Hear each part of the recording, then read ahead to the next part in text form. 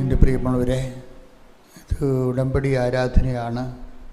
കൃപാസനത്തിൽ ഉടമ്പടി എടുത്ത് ജീവിക്കുന്നവർ ഫലപ്രദമായ രീതിയിൽ ഉടമ്പടിയിൽ അവർക്ക് അനുഭവങ്ങൾ ഉണ്ടാകാനും ഉടമ്പടിയുടെ ഒരു ദൈവിക സുവിശേഷ സൂത്രവാക്യങ്ങൾ പ്രകടിപ്പിക്കുന്നത് പോലെ ഉടനടി പരിഹാരം ഉണ്ടാകാൻ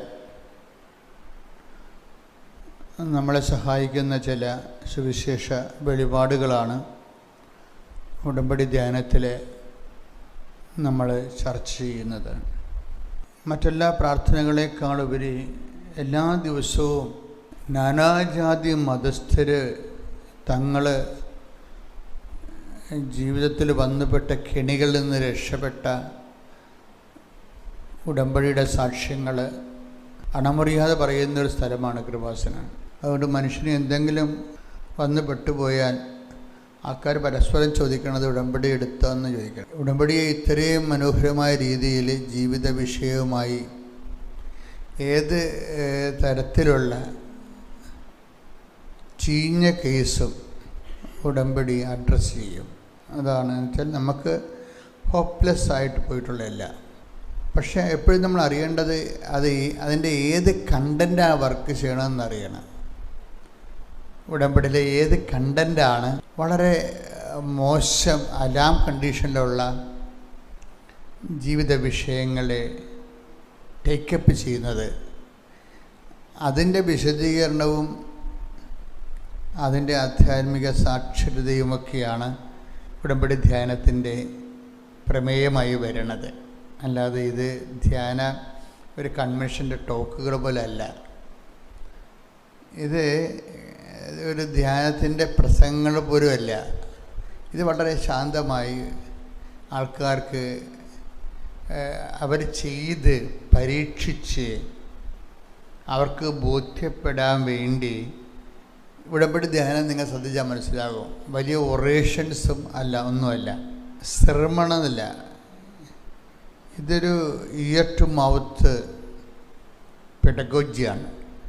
മനുഷ്യനോട് ഡയറക്റ്റ് അവൻ്റെ മുഖദാവിലെ വർത്തമാനം പറയണ പോലെ ഒരു കൊളോക്കിയലായിട്ടുള്ള വർത്തമാന രീതിയിലുള്ള സുവിശേഷ കൈമാറ്റമാണ്. അതാണിത് ഒരു വലിയ പ്രസംഗമായി മാറാത്തത്. ഇപ്പോൾ എനിക്ക് ഇന്ന് നിങ്ങളോട് പുതുതായിട്ട് പറയാനുള്ളത്, ഇപ്പോൾ ഈ ഉടമ്പടിയെ ഫലപ്രദമായി ദൈവം നിങ്ങളെ വിശ്വസിക്കുന്നത് ഒരു പ്രധാനപ്പെട്ട കണ്ടൻറ്റാണ്. ഇതിൻ്റെ അകത്ത് നമ്മളെല്ലാ പ്രാർത്ഥനകളുടെയും കണ്ടൻറ്റ് ദൈവത്തെ നമ്മൾ വിശ്വസിക്കണതല്ലേ. പക്ഷെ ഉടമ്പടിയിൽ അങ്ങനെയല്ല, നേരെ റിവേഴ്സ് ഗിയറിലാണ് ഇത് വർക്ക് ചെയ്യണത്. ദൈവം നമ്മളെ വിശ്വസിക്കണം. അതൊരു പ്രധാനപ്പെട്ട കാര്യമാണ്. ഈ എല്ലാവരും ജീവിതത്തിൽ പരാജയപ്പെട്ടിട്ടുള്ള ആൾക്കാർ, പ്രത്യേകിച്ച് പ്രാർത്ഥനയിൽ അവലംബിച്ചിട്ടും അവരുടെ ജീവിത മാർഗത്തിൻ്റെ ഒരു മേൽഗതിക്ക് വേണ്ടിയും ഡെലിവറൻസിന് വേണ്ടിയും ആധ്യാത്മിക പദ്ധതികളെ അവർ അവലംബിച്ചിട്ടും ചില ആൾക്കാർ പ്രാരംഭത്തിൽ തന്നെ തോറ്റുപോയിട്ടുണ്ട്. ചില ആൾക്കാർക്ക് ഒരു ഗതിയും ഉണ്ടായിട്ടില്ല. അതിൻ്റെ കാരണം ദൈവം ഈ ഉടമ്പടി എന്ന് പറയുമ്പോൾ അച്ഛൻ എപ്പോഴും പറയും ബൈലാറ്ററൽ എഗ്രിമെൻ്റാണ്. നമ്മളൊരു കക്ഷി മാത്രമാണ് അതിൻ്റെ അകത്ത്. ദൈവമാണ് അതിൻ്റെ അതർ കക്ഷി എന്ന് പറയുന്നത്. പ്രാർത്ഥനയിൽ നമ്മൾ മാത്രമേ ഉള്ളൂ, ദൈവമായിട്ട് എഗ്രിമെൻ്റ് ഒന്നുമില്ല. നമ്മൾ പ്രാർത്ഥിക്കുന്നത് കേട്ടെങ്കിൽ കേട്ടില്ലേ കേട്ടില്ല. അതിൻ്റെ അകത്ത് വേസ്റ്റേജ് ഭയങ്കരമാണ്. പ്രാർത്ഥനയ്ക്ക് ഉണ്ടായിരുന്ന ഏറ്റവും വലിയ പ്രശ്നം, ഞാൻ ഇത്രയും നാൾ ആധ്യാത്മികമായ മേഖലയെ പ്രവർത്തിച്ചപ്പോൾ എനിക്ക് മനസ്സിലായത്, പ്രാർത്ഥനയിലുണ്ടാകുന്ന ഏറ്റവും വലിയ പ്രശ്നം വേസ്റ്റേജ് കൂടുതലാണ്. ഒരു 50 പ്രാർത്ഥനയൊക്കെ പ്രാർത്ഥിച്ചാൽ ചിലപ്പോൾ 1 or 2 ഒക്കെ കേൾക്കും. അതിൻ്റെ കാരണം നമ്മളാണ് സോഴ്സ്. നമ്മളിങ്ങനെ പ്രെയർ ഓപ്പറേറ്റർമാരാണ്. ഇപ്പോൾ ഈ ടൂർ ഓപ്പറേറ്റർമാരെന്ന് പറയണ പോലെയുള്ള എന്തൊക്കെ ഇത് ഗതികേടാണിത്. പ്രെയർ ഓപ്പറേറ്റർമാർ നമ്മളിങ്ങനെ പ്രെയർ ഓപ്പറേറ്റ് ചെയ്ത് വിടും. പക്ഷെ പല കാര്യങ്ങൾക്കും യാതൊരുവിധ തീരുമാനവും ഇല്ലാതെ തിരിച്ചു വരും. അതിൻ്റെ ഒരു കാരണം ദൈവം ഇതിനത് കക്ഷിയല്ലാത്തത് കൊണ്ടാണ്. നിങ്ങളുടെ ആധ്യാത്മിക പദ്ധതി ദൈവം കക്ഷിയല്ല. നിങ്ങൾ ഏകപക്ഷീയമായി ദൈവത്തിൽ വിശ്വസിക്കുന്നു എന്നുള്ളതിൻ്റെ സങ്കല്പത്തിൽ ഓരോ വിഷയങ്ങൾ പ്രാർത്ഥനയുടെ ഒരു ഫോർമാറ്റിൽ നിങ്ങൾ സെൻഡ് ചെയ്യണതാണ്. ഒരു വിഷയത്തെ പ്രെയർ ഫോർമാറ്റ് ആക്കിയിട്ട് സെൻഡ് ചെയ്യും. കമ്പനിയെക്കുറിച്ച് അറിയത്തില്ല, അവിടെയുള്ള പ്രൊവിഷൻസ് അറിയത്തില്ല, അതിൻ്റെ യോഗ്യത അറിയത്തില്ല, അത് നിങ്ങൾക്ക് അത് മുന്നോട്ട് പോകാനുള്ള സ്വാധീനമോ അത് നിങ്ങളുടെ അപേക്ഷ ഇടിപ്പിക്കാനോ ഉള്ള യാതൊരുവിധ സ്വാധീനവും ഇല്ല. അതുകൊണ്ടാണ് പ്രെയർ എല്ലാം തിരിച്ചടിക്കുന്നത്. 50 പ്രാർത്ഥന സെൻഡ് ചെയ്യുമ്പോൾ 1-2 ബൈ ചാൻസിൽ ഈ പ്രെയറിൽ ബൈ ചാൻസ് കൂടുതലാണ്, പിന്നെ വേസ്റ്റേജും കൂടുതലാണ്. ഇത് മിനിമൈസ് ചെയ്ത് എന്തുമാത്രം മിനിമൈസ് ചെയ്യാൻ പറ്റും, പ്രെയറിൽ വരുന്ന വേസ്റ്റേജും ബൈ ചാൻസും എന്തുമാത്രം മിനിമൈസ് ചെയ്യാൻ പറ്റും എന്നുള്ളത് എൻ്റെ ഒരു ബൈബിൾ പരിശോധനയിലാണ് കവനൻ്റ് ഫോർമുല വരണത്. ദൈവത്തെ കൂടി ഇതിൽ കക്ഷിയാക്കണം.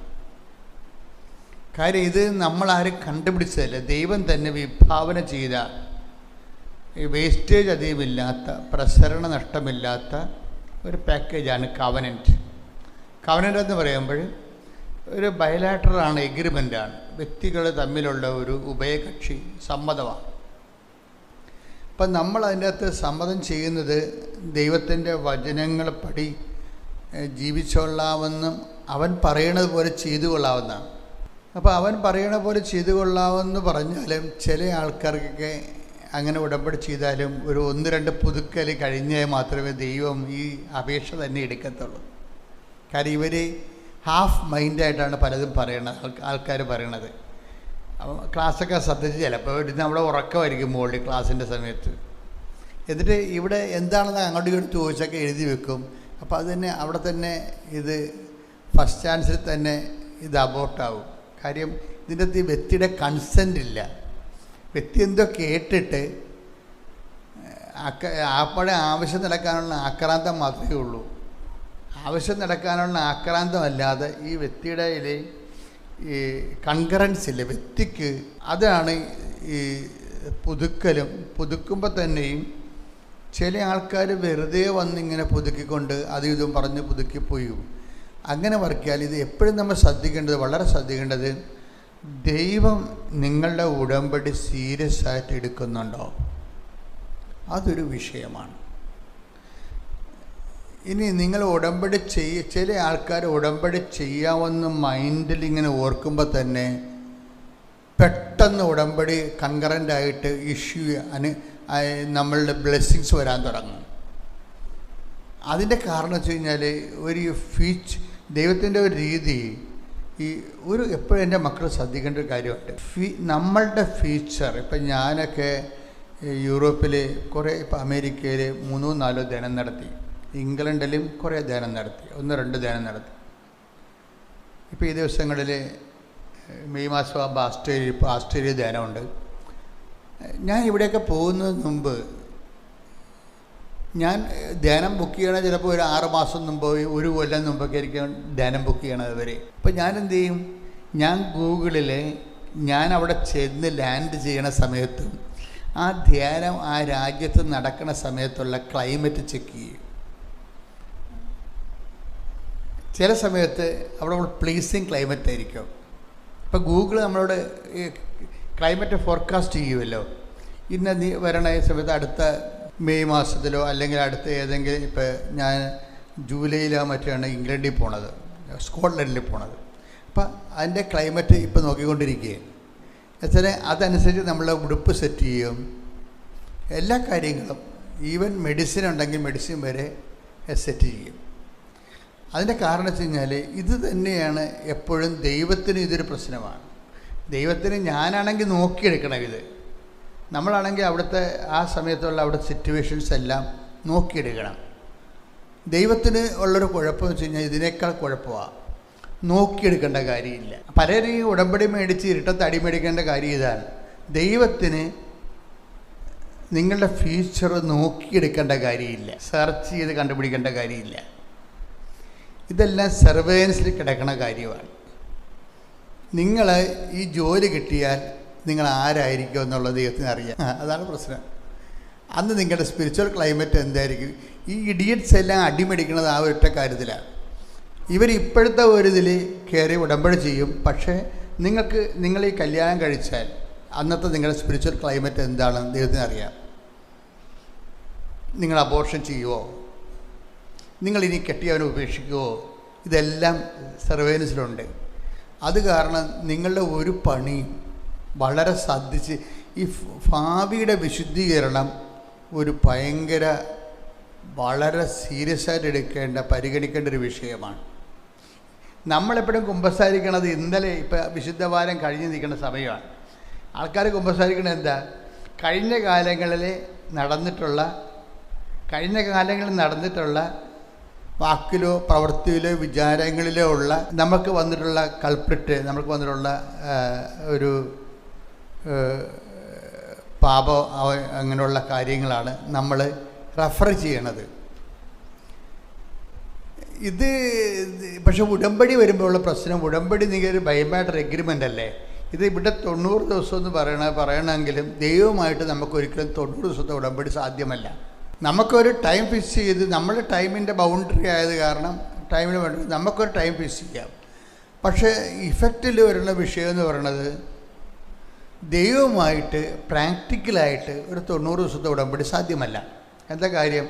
ദൈവം നിത്യനിതാന്തമായി ഉള്ള ആളായ കാരണം നമ്മളെ സംബന്ധിച്ചിടത്തോളം അതുകൊണ്ടാണ് നമ്മൾ അവിശ്വസ്തരായിരുന്നാലും ദൈവം വിശ്വസ്തനായിരിക്കും എന്ന് പറയുന്നത്. ടൈം ബൗണ്ടറിയുടെ അഡ്രസ്സ് ചെയ്താണ് അത് പറയണത്. ആ ടൈം ബൗണ്ടറിയെ കൂടി ഉൾപ്പെടുത്തിക്കൊണ്ടാണ്. പക്ഷെ നമ്മൾ അവിശ്വസ്തരായിരുന്നാലുണ്ടോ കുഴപ്പമെന്ന് വെച്ച് കഴിഞ്ഞാൽ, ഇപ്പം നമ്മൾ ദൈവം ഉപയോഗിക്കുന്ന ചെമ്പ് കമ്പിയാണ്, നമ്മൾ ഉപയോഗിക്കുന്ന അലൂമിനിയം കമ്പിയാണെങ്കിൽ അതാണ് വിഷയം. കറണ്ട് പാസ് ചെയ്യുമ്പോൾ ഇപ്പം നമ്മൾ അവിശ്വസ്തരായിരുന്നാലും ദൈവം വിശ്വസ്തനാണെന്ന് ബൈബിളുണ്ട് അല്ലേ. അപ്പം ചില ആൾക്കാർ അതുകൊണ്ട് നമ്മൾ അവിശ്വസ്തരായിട്ട് എങ്ങനെയെങ്കിലും ജീവിച്ചാലും കുഴപ്പമൊന്നുമില്ല, ദൈവം വിശ്വസ്തനാണല്ലോ, അത് മതിയല്ല എന്ന് പറയും. പക്ഷേ അത് മതിയല്ല, ദൈവം വിശ്വസ്തനായിരിക്കും. ദൈവം ഉപയോഗിക്കുന്നത് കറണ്ട് പാസ് ചെയ്യാൻ ചെമ്പ് കമ്പിയാണെങ്കിൽ നമ്മൾ ഉപയോഗിക്കുന്നത് അലൂമിനിയം ആണെങ്കിൽ എന്ത് പറ്റും? പ്രസരണ നഷ്ടം. ദൈവം 100 വോൾട്ട് ഇഷ്യൂ ചെയ്യുമ്പോൾ നമുക്ക് 50 വോൾട്ട് കിട്ടത്തുള്ളൂ. അതാണ് വിഷയം. ബുദ്ധിയുള്ളവനത് മനസ്സിലാക്കുമല്ല. ദൈവം 100 വോൾട്ട് ഇഷ്യൂ ചെയ്യും ചെമ്പ് കമ്പിയിൽ. നമ്മൾ അലൂമിനിയം കമ്പിയാണെങ്കിൽ, നമ്മൾ അവിശ്വസ്തരാണെങ്കിൽ നമ്മളുടനെ 50 വോൾട്ട് നമുക്ക് റിസൾട്ട് കിട്ടത്തുള്ളൂ. എന്ത് ഇഷ്യൂ ചെയ്യുന്നതെന്നല്ല പ്രശ്നം, നമുക്ക് എന്ത് റിസൾട്ട് കിട്ടുന്നു എന്നാണ് പ്രശ്നം. അതുകൊണ്ട് ഈ ഉടമ്പടിയിൽ ഈ വചനം വർക്കൗട്ട് ചെയ്യും, പക്ഷെ ഉടമ്പടിയുടെ പ്രയോജനം ചെയ്യത്തില്ല. നോക്കിയാൽ വചനം നോക്കിയേ, നമ്മൾ അവിശ്വസ്തരായിരുന്നാലും ദൈവം വിശ്വസ്തനാണ്. 2 തിമോത്തിയോസ് 2:13. 2 തിമോത്തി 2:13. നാം അവിശ്വസ്തരായിരുന്നാലും അവൻ വിശ്വസ്തനായിരിക്കും. കേൾക്കുമ്പോൾ ഭയങ്കര സന്തോഷം തോന്നും. നമ്മൾ ഇത്തിരി ഉഴപ്പിയാലും കുഴപ്പമില്ലല്ലോ. പിന്നെ നമ്മൾ കുഴപ്പമില്ലെന്ന് വെച്ച് കഴിഞ്ഞാൽ ദൈവം 100 സെൻറ്റ് ചെയ്യണമെന്നാണ് പറയണത്. 100 വോൾട്ടേജ് സെൻറ്റ് ചെയ്താൽ നമ്മൾ അവിശ്വസ്തരായിരുന്നാലും ദൈവം ചെമ്പ് കമ്പിയിൽ കൂടി വിടുന്ന വോൾട്ടേജ് നമ്മൾ അത് ഫീസ് ചെയ്യണത് അലൂമിനിയം കമ്പിയിലൂടെ ആണെങ്കിൽ നമുക്കതിൻ്റെ തീവ്രത കിട്ടത്തില്ല. അതുകൊണ്ട് നമ്മുടെ അവിശ്വസ്തത റിസൾട്ടിനെ ബാധിക്കുന്നുണ്ട് ശരിക്കും. അപ്പോൾ നമ്മളെപ്പോഴും ശ്രദ്ധിക്കണം എന്താണ്? നമ്മളും വിശ്വസ്തരാകാൻ വേണ്ടി പരിശ്രമിക്കണം.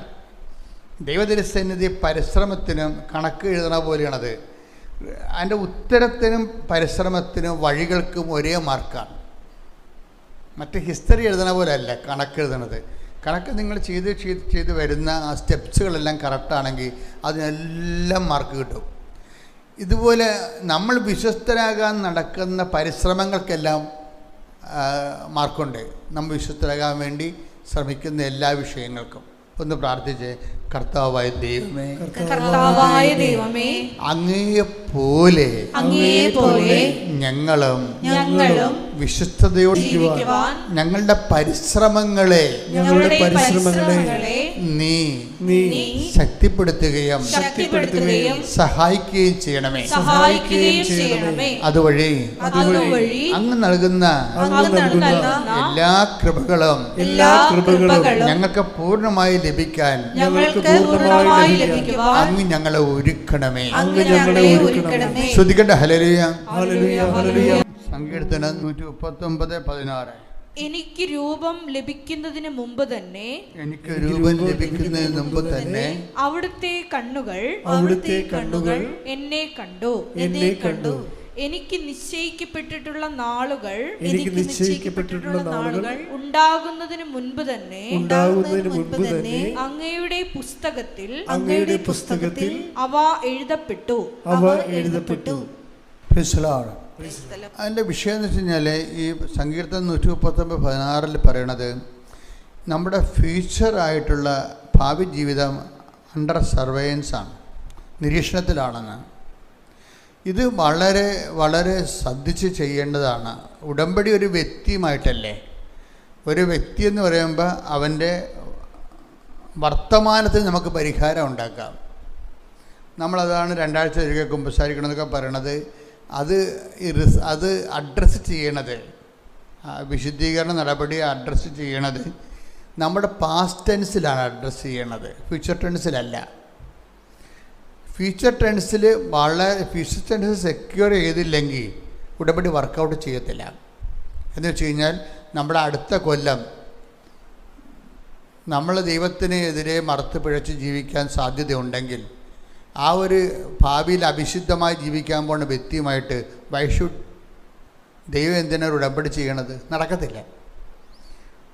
കാര്യം ഉടമ്പടിയെ സംബന്ധിച്ചിടത്തോളം വളരെ അത് ഉടമ്പടിയുടെ ഒരു ഗുണമെന്ന് പറഞ്ഞാൽ എന്താ? ദൈവത്തിന് കൂടി ഉത്തരവാദിത്തമുണ്ട് ഇതിൻ്റെ അകത്ത്. അതാണ് വിഷയം. ഉടമ്പടി എന്ന് വെച്ചാൽ ആളെ ഉൾപ്പെടെയാണ് എടുക്കുന്നത്. അതാണ് എപ്പോഴും മനസ്സിലാക്കുക. നിങ്ങളുടെ വിഷയം മാത്രമല്ല. പ്രാർത്ഥനയ്ക്കുള്ള കുഴപ്പം അതാ. പ്രാർത്ഥനയ്ക്ക് ആ വിഷയം മാത്രമേ ടേക്കപ്പ് ചെയ്യത്തുള്ളൂ. ചിലപ്പോൾ നടക്കും, ചിലപ്പോൾ നടക്കത്തില്ല. ഉടമ്പടി അങ്ങനെ ബൈ പേഴ്സണാണ്, ആളെ ഉൾപ്പെടെയാണ് ഉടമ്പടി പാക്കേജിലുള്ളത്. ഇപ്പോൾ ഇൻഷുറൻസ് എന്ന് പറയത്തില്ലേ, അതുപോലെ ഉടമ്പടിയുടെ ഇൻഷുറൻസ് എന്ന് പറയുന്നത് ഇത് പേഴ്സൺ ഉൾപ്പെടെയാണ്. പേഴ്സൻ്റെ വിഷയം മാത്രമല്ല, പ്രാർത്ഥനയിൽ അയാളുടെ വിഷയം മാത്രമാണ് ഉൾപ്പെടാൻ. ഉടമ്പടിയിൽ ബൈ പേഴ്സണാണ്.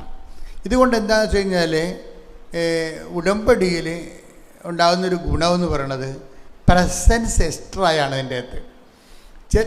ഉടമ്പടിയിലെ ഗ്യാരണ്ടിയുടെ പ്രധാനമായിട്ട് ഞാൻ ഇത്രയും നാളത്തെ ലക്ഷക്കണക്കിന് മനുഷ്യർ ഉടമ്പടി എടുത്ത് അവരുടെ അനുഭവങ്ങൾ പറഞ്ഞപ്പോഴേ എനിക്ക് മനസ്സിലായ ഒരു സത്യം, മറ്റ് പ്രാർത്ഥനാ രീതികളിൽ നിന്ന് വ്യത്യസ്തമായി ഉടമ്പടിക്കുള്ള ഒരു ഏറ്റവും വലിയ സംഭവം എന്ന് പറയുന്നത് പ്രസൻസാണ്. പ്രസൻസ് എന്നുവെച്ചാൽ സാന്നിധ്യം. ഉടമ്പടി എടുക്കുന്ന എല്ലാവരുടെ ജീവിതത്തിലും ദൈവത്തിൻ്റെ മാതാവിൻ്റെ തനത് സാന്നിധ്യമുണ്ട്. ചിലർക്ക് വെളിവാകും, ചിലർക്ക് വെളിവാകത്തില്ല. അപ്പം നിങ്ങൾ ഇവർക്ക് ആർക്കാണ് വെളിവാകണമെന്ന് വെച്ച് കഴിഞ്ഞാൽ വെളിവായേ പറ്റൂ എന്നുള്ള ആൾക്കാർക്ക് വെളിവാകും. കാര്യം അവർ ചിലപ്പോൾ സീറോ ഫെയ്ത്തുകാരായിരിക്കും, ചിലപ്പോൾ തുടക്കക്കാരായിരിക്കും, ചിലപ്പോൾ ചിലർ ഭയങ്കരമായി മച്ചർ പോയിൻ്റിലായിരിക്കും. ഭയങ്കരമായ രീതിയിൽ ദൈവത്തിന് വേണ്ടി ജീവിച്ചു, ഇന്ന് വരെ ദൈവത്തിനെ കണ്ടിട്ടില്ല. ദൈവത്തുമായിട്ടൊരു ഒരു ഒരു ഒരു ദൃശ്യമോ ശ്രാവ്യമോ സ്പർശ്യമോ ആയിട്ടുള്ള ഒരു എക്സ്പീരിയൻസ് അവർക്ക് കിട്ടിയിട്ടില്ല. അങ്ങനെയുള്ള ഒരു സത്യസന്ധരായിട്ട് ജീവിക്കുകയാണെങ്കിൽ അവർക്കും ഇതുപോലെ ദൈവത്തിൻ്റെ പ്രസൻസ് സാന്നിധ്യം ഫീൽ ചെയ്യും. ഇപ്പോൾ ഈ ഉടമ്പടിയിൽ ഇത്രയും നാൾ കണ്ടിരിക്കുന്ന സാന്നിധ്യങ്ങളെന്ന് പറയണത് മാതാവിൻ്റെ സുഗന്ധാഭിഷേകമാണ്. എന്നാൽ ലക്ഷക്കണക്കിന് മനുഷ്യർ പറയും, ലക്ഷക്കണക്കിന് മനുഷ്യർ അതിനെക്കുറിച്ച് പറയും. ഉടമ്പടി എടുക്കുന്ന വ്യക്തികളിലെ ഈ സുഗന്ധാഭിഷേകം അതുപോലെ തന്നെ ഉടമ്പടിയിലുള്ളതാണ് ഈ മഴവില്ല്. മഴവില്ല് വളരെ സത്യസന്ധരായ മനുഷ്യർ എടുത്തിരിക്കുന്ന വിഷയത്തെക്കുറിച്ച് അവർക്ക് സംശയമുണ്ട്. കർത്താവേ, എൻ്റെ വഴി ശരിയാണോ? ഞാനീ എടുക്കുന്ന തീരുമാനം കറക്റ്റാണോ? എനിക്കൊരു പിടിയുമില്ലല്ലോ, എന്നൊക്കെ ഒന്ന് പറഞ്ഞു തരാമെന്ന് പറയുമ്പോൾ ഈ മഴവില്ല് വീശി നിൽക്കും. അപ്പോൾ പറയും ഈ മുന്നോട്ട് പോകാൻ പറയും. നീ മുന്നോട്ട് പോകാൻ, എൻ്റെ അർത്ഥം മുന്നോട്ട് പോകാനാണ്. അത് പ്രസൻസാണ് അതിൻ്റെ അടുത്ത് വരുന്നത്. ഇപ്പോൾ കഴിഞ്ഞ ദിവസങ്ങളിൽ ഒരു സാക്ഷ്യം ഉണ്ടായിരുന്നു. ഒന്ന് സ്തുതിച്ച മക്കളെ, ഒരു പാട്ട് പാടിക്കേ. സ്തുതിക്കട്ടെ, ഹല്ലേലൂയ. കഴിഞ്ഞ ദിവസം ചെങ്ങന്നൂരിൽ നിന്ന് ഈ രാധിക രാജൻ എന്നും പറഞ്ഞൊരു മോള് ഒരു ചേച്ചി സാക്ഷ്യം പറഞ്ഞു. ആ ചേച്ചിൻ്റെ പ്രശ്നം വെച്ചാൽ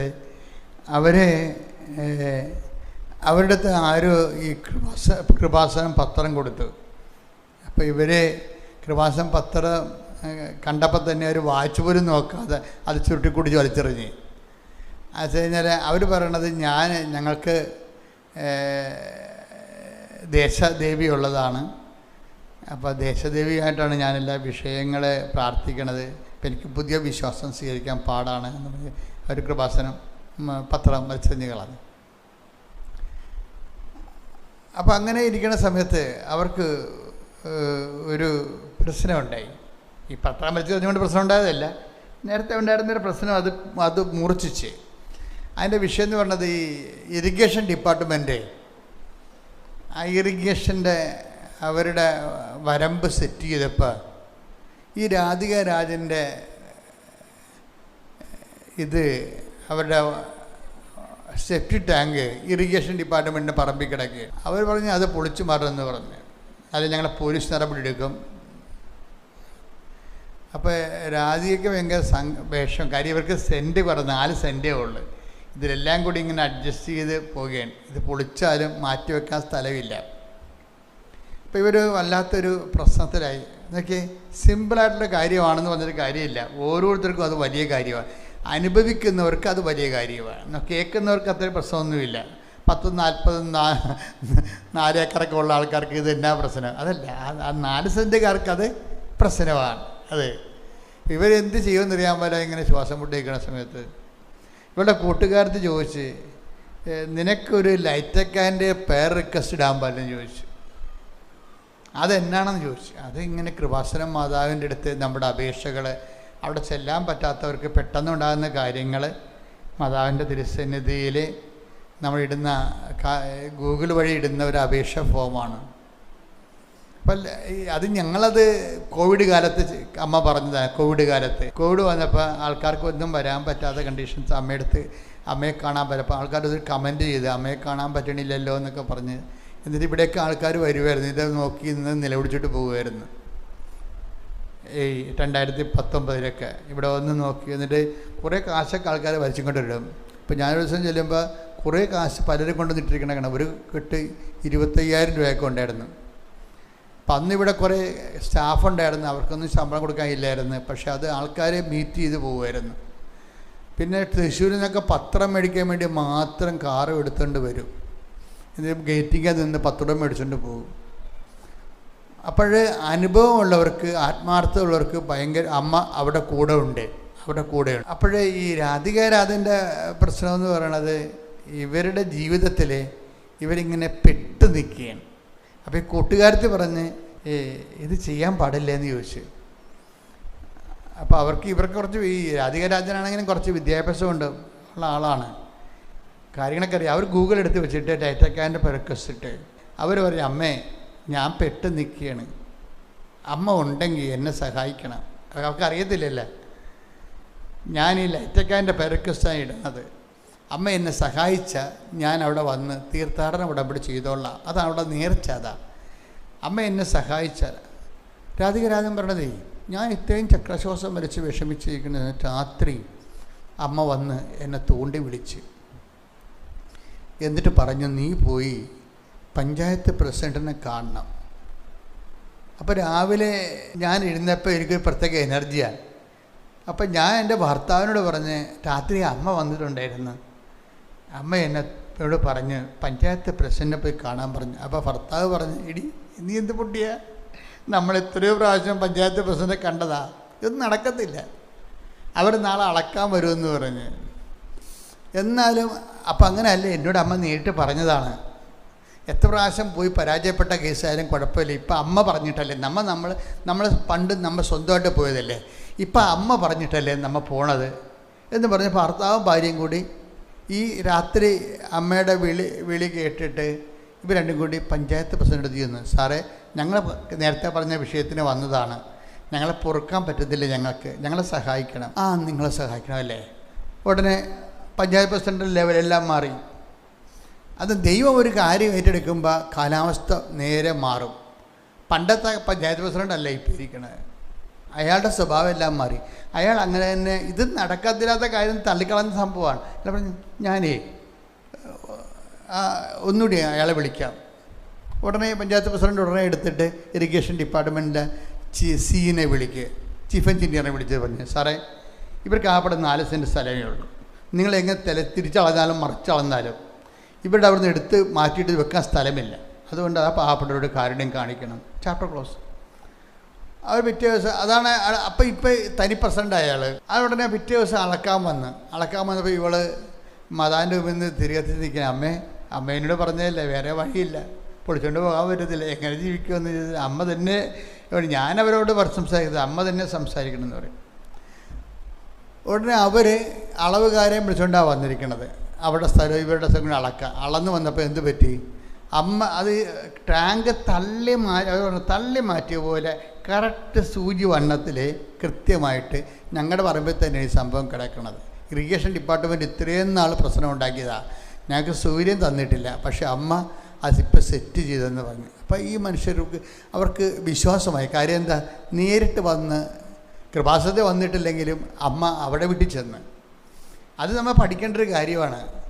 നിങ്ങൾ ചിലപ്പോൾ കൃപാസനത്തിൽ വന്ന് കാണത്തില്ലെങ്കിലും നിങ്ങൾ ഇവർ ഈ രാധികനാഥനെ പോലെ മനസ്സുകൊണ്ട് സത്യസന്ധമായിട്ടാണ് ദൈവത്തെ വിളിക്കണമെന്നുണ്ടെങ്കിൽ അമ്മ നിങ്ങളുടെ വീട്ടിൽ വരും. അത് ഇങ്ങനെ കുറേ അനുഭവം ഉണ്ടായപ്പോഴാണ് ഈ ആൾക്കാർ സഞ്ചാരി മാതാവിൻ്റെ തീസിസ് ഇറക്കിയത്.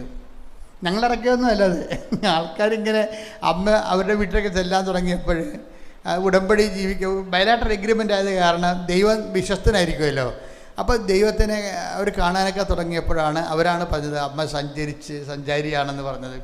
സാക്ഷ്യം പറഞ്ഞവരുണ്ടാക്കിയെടുത്ത ഒരു പ്രതീകമാണ് ഈ സഞ്ചാരി മാതാവിൻ. അത് സത്യമാണത് ശരിക്കും പറഞ്ഞാൽ. കാര്യം ആൾക്കാരുടെ അനുഭവം അതാണ്. അപ്പോൾ ഇവർ അമ്മയോട് പറഞ്ഞ പോലെ തന്നെ രാധിക വന്ന് ഉടമ്പടി എടുത്ത് രാധികയ്ക്ക് ഉടമ്പടി എടുക്കുമ്പോൾ നമുക്കറിയാമല്ല, ലേറ്റക്കാൻ പെർക്കസിനും അതുപോലെ തന്നെ ഈ ഓൺലൈൻ ഉടമ്പടിക്ക് ഒന്നും ഈ തീർത്ഥാടന ഉടമ്പടിക്ക് തമ്മിലുള്ള വ്യത്യാസം എന്ന് പറഞ്ഞാൽ, തീർത്ഥാടന ഉടമ്പടിക്ക് നമ്മൾക്ക് വിശ്വാസ പ്രയോഗത്തിന് വേണ്ടിയുള്ള മെറ്റീരിയൽസ് കിട്ടും. ഉടമ്പടി തൈലം, ഉടമ്പടി ഉപ്പ്, അതെല്ലാം വിശ്വാസ പ്രയോഗത്തിനുള്ളതാണ്. നമുക്ക് വിശ്വാസം മനുഷ്യൻ പലതരത്തിലാണ് ഫെയ്ത്ത് ആക്ടിവേറ്റ് ചെയ്യണത്. യേശു കർത്താവാണെന്ന് നമ്മൾ അത്തരം കൊണ്ട് ഏറ്റു പറയണ മുമ്പ് ദൈവം അവന് മരിച്ചോൾന്ന് ഉയർപ്പിച്ചെന്ന് ഹൃദയത്തിൽ വിശ്വസിക്കണം. അപ്പോഴാണ് നമ്മൾ രക്ഷ ക്രിസ്തുവിൻ്റെ ശക്തി പ്രാപിക്കണത്. അപ്പോൾ റോമ 10:9 അനുസരിച്ചുള്ള അതിൽ വിശ്വാസ പ്രഖ്യാപനമുണ്ട്. പിന്നെന്ത് ചെയ്യും? വിശ്വാസ നമുക്ക് പ്രാർത്ഥനയായിട്ട് ആക്ടിവേറ്റ് ചെയ്യുക. ആ വിശ്വാസത്തിൻ്റെ സിമ്പിൾ ആക്ടിവേഷനാണ് പ്രെയർ എന്ന് പറയുന്നത്. വിശ്വാസമില്ലാതെ പ്രാർത്ഥിക്കാൻ പറ്റത്തില്ല. വിശ്വാസത്തിൻ്റെ സിമ്പിൾ ആക്ടിവേഷനാണ് പ്രെയർ. വിശ്വാസത്തിൻ്റെ കുറച്ചുകൂടി കോംപ്ലക്സ് ആയിട്ടുള്ള ആക്ടിവേഷനാണ് വിശ്വാസ പ്രൊക്ലമേഷൻ, ഫെയ്ത്ത്, വിശ്വാസ പ്രഖ്യാപനം എന്ന് പറയുന്നത്. വിശ്വാസ പ്രഖ്യാപനം നമ്മൾ നടത്തുന്ന കുരിശിൻ്റെ വഴികളും അതുപോലെ തന്നെ ഈശോയെ രക്ഷകനായി വിശ്വസിച്ചുകൊണ്ട് ചെയ്യുന്ന എല്ലാ വിഷയങ്ങളും, പരസ്യമായി ചെയ്യുന്ന മറ്റുള്ളവർക്ക് കൂടി വിശ്വാസം കൈമാറാൻ വേണ്ടി ചെയ്യുന്ന എല്ലാ കാര്യങ്ങളും വിശ്വാസ പ്രഖ്യാപനങ്ങളാണ്. ഇനി ചില തിന്മകൾ, ചില വിഷയങ്ങൾ വ്യക്തികളല്ല ആശ്രയിച്ചിരിക്കുന്നത്. വ്യക്തികളെ ആശ്രയിക്കുന്ന കാര്യങ്ങൾക്ക് വിശ്വാസ പ്രഖ്യാപനമാണ് നല്ലത്. ഇനി വിഷയങ്ങളെ ആശ്രയിക്കുന്ന വിഷയമുണ്ട്, അതിന് വിഷയമെന്ന് പറയുന്നത് ഇപ്പം നിങ്ങളുടെ ജപ്തി നടപടി, അതൊരു വിഷയമാണ്. ആ ജപ്തി നടപടിയെ എന്ന് രക്ഷപ്പെടുക, അതിന് യേശുക്രിസ്തുവിൻ്റെ ശക്തിയുടെ അണ്ടറിലേക്ക് ഈ നിങ്ങൾ അനുഭവിക്കുന്ന മെറ്റീരിയൽസിനെ കൊണ്ടുവരിക. അതുപോലെ തന്നെ രോഗത്തിന് ഉടമ്പടി തൈലം തേക്കുന്നത് അത് മെറ്റീരിയലാണത്. അവിടെയെല്ലാം വിശ്വാസ പ്രഖ്യാപനത്തെക്കാളുപരി ഷാർപ്പ് ഷൂട്ട് ചെയ്യണത് വിശ്വാസ പ്രയോഗങ്ങളാണ്. അതാണ് വിശ്വാസ പ്രമാണം ചൊല്ലിക്കൊണ്ട് മനുഷ്യരെ ഉടമ്പടി തൈലം തേക്കണത്. അത് വിശ്വാസ പ്രയോഗമാണ്. അപ്പോൾ അപ്പോൾ ഈ തീർത്ഥാടന ഉടമ്പടി വരുമ്പോൾ വിശ്വാസ പ്രഖ്യാപനവും പ്രാർത്ഥന മാത്രമല്ല, വിശ്വാസ പ്രഖ്യാപനവും പിന്നെന്താ വിശ്വാസ പ്രയോഗത്തിൻ്റെ മെറ്റീരിയൽസിനാണ്. അപ്പോൾ അതുകൊണ്ട് ഇവിടെ വന്ന് തീർത്ഥാടന ഉടമ്പടി ചെയ്യും. തീർത്ഥാടന ഉടമ്പടി ചെയ്യുമ്പോൾ ഉപ്പും അതുപോലെ തന്നെ ഉടമ്പടി തൈലവും എല്ലാം കിട്ടും. പക്ഷേ ഈ തീർത്ഥാടന ഉടമ്പടി ചില ആൾക്കാർക്ക് ഇതെല്ലാം കിട്ടും, പക്ഷേ നമുക്ക് എന്ത് ചെയ്യണമെന്നറിയാൻ പാടില്ലാത്ത രീതിയിൽ ഇവർ എല്ലാവരും തന്നെ ഇപ്പോൾ ഒരു വീട്ടിലൊക്കെ ചെന്ന് കഴിഞ്ഞാൽ കുറേ ഉപ്പിൻ്റെ കുപ്പിയൊക്കെ ഇരിക്കണേ കാണാം. പക്ഷേ ചില വീട്ടിലൊന്നും നടന്ന് കാണത്തില്ല. ഇവരിങ്ങനെ ചുമ്മാ ഒരു പടുതി ശീലം പോലെ ചെയ്യണതാണ്. ചില വീട്ടിലൊക്കെ ഒരു ഉപ്പിൻ്റെ കുപ്പിയേ ഉണ്ടാകത്തുള്ളൂ. പക്ഷെ ആ ഉപ്പിൻ്റെ തരികൾ കൊണ്ട് 1000 കാര്യങ്ങൾ അവർ ചെയ്തിരിക്കും. അത് ആ വിഷയമല്ല, ഇത് കൊണ്ടുപോകുന്ന ആൾക്കാരുടെ വിശ്വാസ പ്രയോഗന രീതിക്കാണ് വിഷയം. ബേസിക്കായിട്ട് ഒന്ന് ഈ രാധികാരാധന പോലെയൊക്കെ സത്യസന്ധമായി വിശ്വസിക്കണം. അതാണ് ഒരു കാര്യം. അതുപോലെ തന്നെ എൻ്റെ വിഷയം തന്നെ ഞാൻ ആദ്യം പറഞ്ഞ പോലെ നിങ്ങളുടെ ഉടമ്പടിയിൽ ദൈവത്തിന് വിശ്വാസം ഉണ്ടാകണം. ഇതൊരു ഭയങ്കര, ഞാൻ മരിക്കണവരെ ഞാനിത് പറഞ്ഞുകൊണ്ടിരിക്കും. എന്താണ്? നിങ്ങളുടെ ഉടമ്പടിയിൽ ദൈവത്തിന് വിശ്വാസം ഉണ്ടാകണം. ഇവിടുത്തെ മെയിൻ പ്രശ്നം അത് തന്നെയാണ്. ഉടമ്പടി ആവശ്യത്തിലേറെ ആൾക്കാർ എടുക്കുന്നുണ്ട്, പക്ഷേ പല ആൾക്കാരുടെ ഉടമ്പടി ദൈവത്തിന് വിശ്വാസമില്ല. ദൈവത്തിന് വിശ്വാസം ഉണ്ടാകണമെങ്കിൽ വളരെ സൂക്ഷ്മമായിട്ടുള്ള ജീവിത രീതി വേണം. എന്ന് വെച്ച് കഴിഞ്ഞാൽ എങ്ങനെയാണ്? നമ്മുടെ ഭാവി ഇൻഷുർ ചെയ്യണം. അതാണ് വിഷയം. ഉടമ്പടിയുടെ വരുന്ന വിശ്വാസ ജീവിതത്തിൻ്റെ ഇൻഷുറൻസ് വേണം. നമ്മുടെ ഭൂതകാലത്ത് എന്ത് സംഭവിച്ചു അതിൽ നമ്മൾ അനുതാപപ്പെട്ട് അത് വെറുതെ ഉപേക്ഷിക്കുമ്പോൾ ഓക്കെ ആവും. പക്ഷെ നമ്മുടെ നയങ്ങളും നിലപാടുകളും മനസ്ഥിതികൾ, ഈ മനസ്ഥിതികളുടെ വിശുദ്ധീകരണം ഒരു വല്ലാത്ത വിഷയമാണ്. ചില ആൾക്കാർ പറഞ്ഞില്ലേ, ആൾ കൊള്ളാം പക്ഷെ മനസ്ഥിതി മോശമാണെന്ന് പറയത്തില്ലേ? ആൾ കൊള്ളാം, പക്ഷെ കാര്യം ഓരോരുത്തരും ആരാണെന്നുള്ളത് ഓരോരോ സാഹചര്യത്തിൽ മാത്രമേ അറിയാൻ പറ്റത്തുള്ളൂ. വെറുതെ ഇങ്ങനെ പുതച്ചും കൂടി പള്ളി വന്ന ആൾക്കാരാരാണെന്ന് അറിയത്തില്ല. ഒരു വിഷയം ഉണ്ടാകുമ്പോൾ ഇവരെന്ത് നിലപാടെടുക്കും, ഇവിടെ മനസ്സിലിരിപ്പ് എന്താണ്, അപ്പോൾ അതാണ് ആൾക്കാർ കൊള്ളാം പക്ഷെ മനസ്ഥിതി മോശമാണെന്ന് പറയും. അപ്പം അതുകൊണ്ട് ഈ മനസ്ഥിതി ഉൾപ്പെടെയുള്ളത് വിശുദ്ധീകരിക്കപ്പെടേണ്ട വിഷയമുണ്ട്. കാരണം ബയലാട്ടർ എഗ്രിമെൻ്റ് അല്ലേ ദൈവവുമായിട്ട്. ഒന്ന് പ്രാർത്ഥിക്കുക. കർത്താവായ ദൈവമേ, അങ്ങയോട് ഉടമ്പടി ചെയ്യുമ്പോൾ ഉടമ്പടി ജീവിതത്തിന് ആവശ്യമായ മനസ്ഥിതി അങ്ങേക്ക് സ്വീകാര്യമായ നിലപാടുകള് പ്രവർത്തന രീതികള് ഉൾപ്പെടുന്ന സുവിശേഷ വിഹിതമായ ഒരു മനസ്ഥിതി രൂപീകരിക്കുവാൻ ഞങ്ങളെ സഹായിക്കണമേ. ശ്രദ്ധിക്കട്ടെ. ഹല്ലേലൂയ, ഹല്ലേലൂയ, ഹല്ലേലൂയ, ഹല്ലേലൂയ. യേശുവേ നന്ദി, ഹല്ലേലൂയ, ഹല്ലേലൂയ, ഹല്ലേലൂയ, ഹല്ലേലൂയ. യേശുവേ ആരാധന.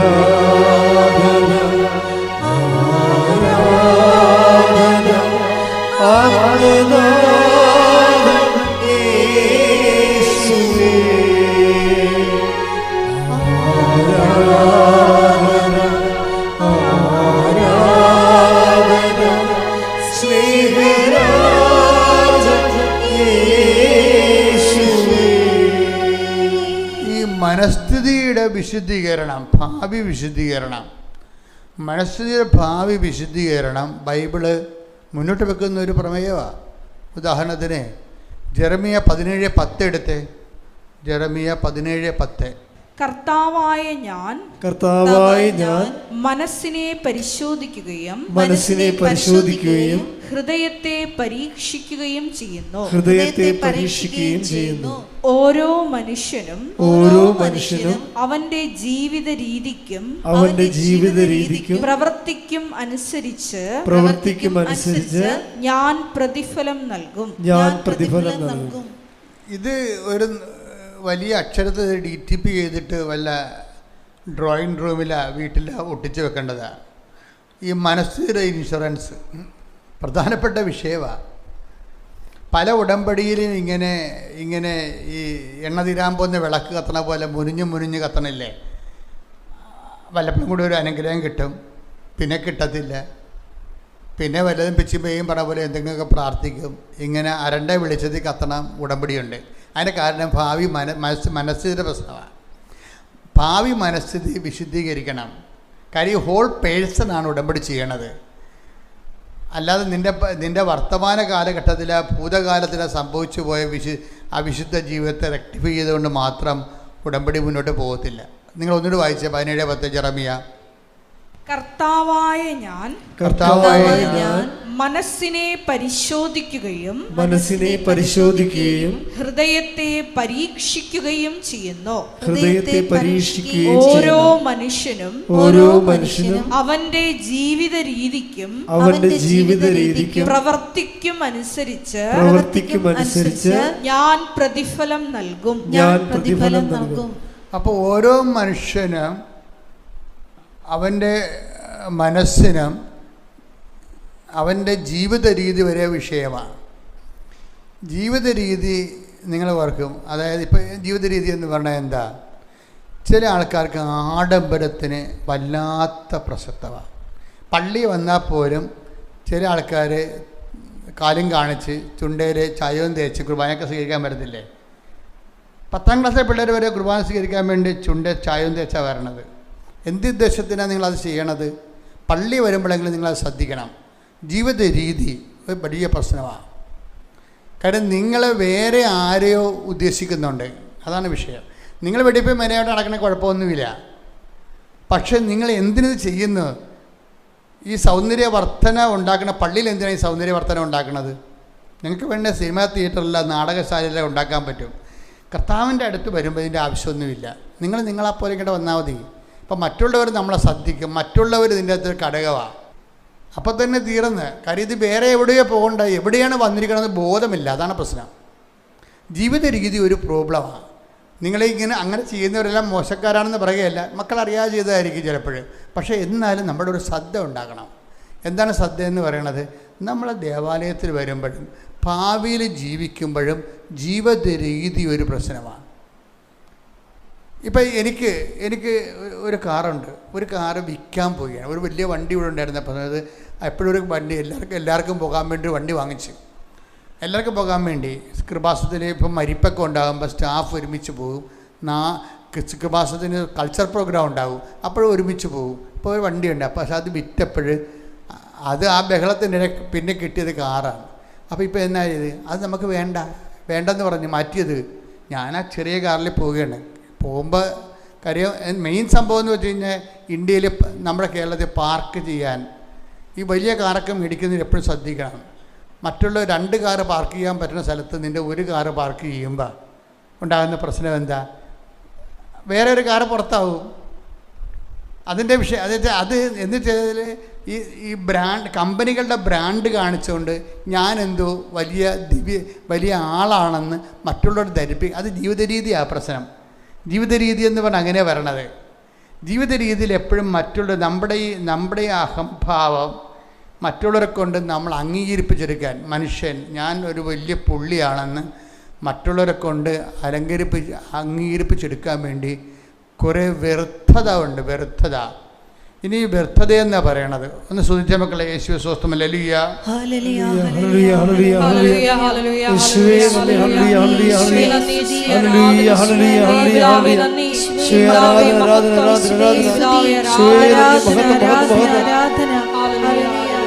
സഭാപ്രസംഗി 12:14. നല്ലതോ ചീത്തയോ ആയ ഏത് നിഗൂഢ പ്രവൃത്തിയും ദൈവം നീതിപീഠത്തിന് മുമ്പിൽ കൊണ്ടുവരും. അപ്പൊ നിഗൂഢ പ്രവൃത്തി എന്നൊരു സാധനമുണ്ട്. നേരത്തെ പറഞ്ഞത് മനസ്ഥിതിയാണ്. സുവിശേഷം എന്ന് പറയുന്നത് ഒരു സ്കാനിങ് ആണ്. ശരിക്കും പറഞ്ഞാൽ നിഗൂഢ പ്രവൃത്തി പുറത്ത് നോക്കിക്കഴിഞ്ഞാൽ അതെന്ത് മനസ്ഥിതിയാണെന്ന് അറിയാൻ പറ്റത്തില്ല. ഉള്ളിലിരിപ്പ്, മനസ്സിലിരിപ്പ്, അത് നിഗൂഢ പ്രവൃത്തി എന്ന് പറയണത്. മനസ്സിലിരിപ്പ് എന്തായാലും ഇപ്പം നിങ്ങളൊരു സംഭവം ചെയ്യുന്നതിൻ്റെ പിന്നിൽ അത് നിഗൂഢ പ്രവൃത്തിയാകുന്നതിൻ്റെ കാരണം അതിൻ്റെ മനസ്സിലിരിപ്പ് വേറെ ആയിരിക്കും. അതാണ് വിഷയം. നിങ്ങളൊരു പ്രവൃത്തി ചെയ്യുന്നുണ്ട്, പക്ഷേ ഇപ്പം നിങ്ങൾ സ്റ്റെയർ കേസ് നടുക്ക് വെച്ചെന്ന് വിചാരിച്ചോ. ചില വീടുകളിൽ നടുക്ക് വെച്ച് സ്റ്റെയർ കേസ്, എന്നിട്ട് സ്റ്റെയർ കേസിൻ്റെ അകത്ത് മഴ വീഴാതിരിക്കുക. അത് മേലോട്ട് പോകുമ്പോൾ മഴ വീഴുമല്ല, പിന്നെ പ്രാർത്ഥനാ മുറി വെള്ളം വരും. അതിൻ്റെ മുകളിൽ ഒരു സാധനം മുറി പോലെ കെട്ടിവെക്കും. അപ്പോൾ വീട് 2 നിലയാകും. മനസ്സിലിരിപ്പം എന്താ, ഞാനത്ര കുറഞ്ഞ പുള്ളിയല്ല എന്നുള്ളതാണ്. അതാ വിഷയം. അതാ മനസ്സിൽ നിഗൂഢ പ്രവൃത്തി എന്ന് പറഞ്ഞാൽ അതാണ്. അത് സംഭവം ഇത്രയേ ഉള്ളൂ, അത് കറക്റ്റാണ്. പക്ഷേ പ്രാർത്ഥനാ മുറിയിൽ നടുക്കുള്ള സ്റ്റെയർ കേസിൽ നിന്ന് വെള്ളം വീഴരുതെന്നുള്ളതാണ് വിഷയം. ചെറിയ കാര്യമായിരിക്കും, പക്ഷെ മനസ്സിലിരിപ്പ് വേറെ ആയിരിക്കും. എന്താണ്, എൻ്റെ വീട് 2 നിലയുണ്ട്, ഞാനത്ര കുറഞ്ഞ പുള്ളിയല്ല. അതാണ് പ്രശ്നം. കുറഞ്ഞ പുള്ളിയല്ല എന്ന് നീ പറയുമ്പോൾ നിൻ്റെ ചുറ്റുവട്ടങ്ങളിൽ താമസിക്കുന്ന കക്ഷി നിങ്ങളേക്കാൾ താഴ്ന്ന പുള്ളിയാണെന്നുള്ളതാണ് മനസ്സിലിരിപ്പ്. അതാണ് മനസ്സിലിരിപ്പ്. നിഗൂഢ പ്രവൃത്തി എന്ന് പറഞ്ഞാൽ അതാണ്. കുറഞ്ഞ പുള്ളി അല്ല എന്ന് നീ ഇങ്ങനെ പ്രഖ്യാപിക്കുമ്പോൾ നിൻ്റെ മനസ്സിലിരിപ്പ് എന്താണ്, ചുറ്റുവട്ടങ്ങളിൽ താമസിക്കുന്നവർ നിന്നേക്കാളും താഴ്ന്നവരാണ്, നീ കേവനാണ്. ഇതെല്ലാം ഈ കേവനെന്ന് പറഞ്ഞ് ഈ നിഗൂഢ പ്രവൃത്തിയുള്ള ആളിനെ ഉടമ്പടി ചെയ്യാൻ പറ്റത്തില്ല. ഇത് ശരിക്കും വിശുദ്ധീകരിക്കണം. അതിനാണ് ഈ നമ്മളെ കുമ്പസാരിക്കണക്ക് മുമ്പ് ഭാവിയുടെ കുമ്പസാരങ്ങളെ നമ്മൾ നടത്തണം. Future confession.